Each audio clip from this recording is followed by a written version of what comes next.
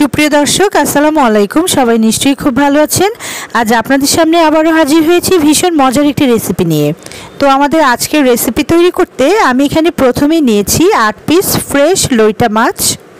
আমি মাছগুলো কেটে ধুয়ে ভালোভাবে পরিষ্কার করে নিয়েছি।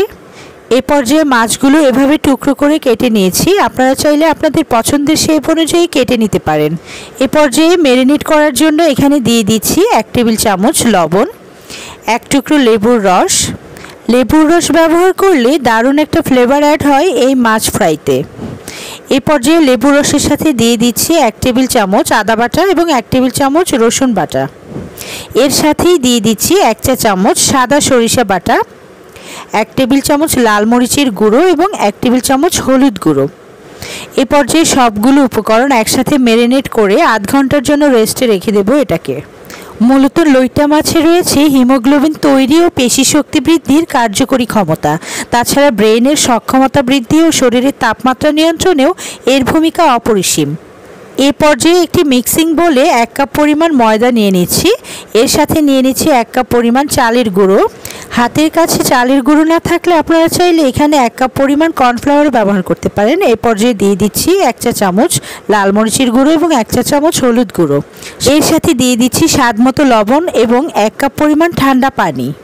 এই পর্যায়ে অল্প অল্প করে পানি ব্যবহার করে পারফেক্ট একটা ব্যাটার তৈরি করে নেব। খেয়াল রাখতে হবে যেন ব্যাটারের কনসিস্টেন্সিটা এমন হয় যেন পাতলা বা ঘন হয়ে না যায়। এভাবে অল্প অল্প করে পানি অ্যাড করে ব্যাটারটা তৈরি করে নিতে হবে। মূলত ব্যাটারটা যত পারফেক্ট হবে মাছ ফ্রাই করাটাও তত সুন্দর হবে। এই পর্যায়ে মাছগুলো ফ্রাই করার জন্য আমি এখানে একটি প্যানে পরিমাণ মতো তেল নিয়েছি। এবার ব্যাটারে মাছগুলো ডুবিয়ে মাঝারি আঁচে উল্টে পাল্টে ভেজে নেব। এই পর্যায়ে ঠিক একই পদ্ধতিতে উল্টে পাল্টে সবগুলো মাছ ভেজে নেব।